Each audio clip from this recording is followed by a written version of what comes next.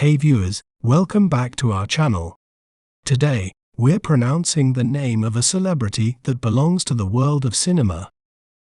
He is a famous actor with a net worth of approximately $300 million.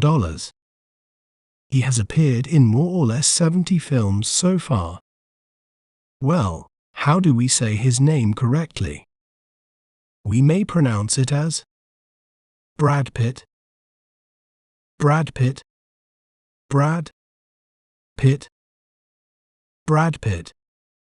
Brad Pitt is known for his versatility and compelling performances across a wide range of genres. Some of his top movies include Fight Club, Ocean's 11, and Once Upon a Time in Hollywood. Isn't it fascinating how breaking down a word can make it clearer?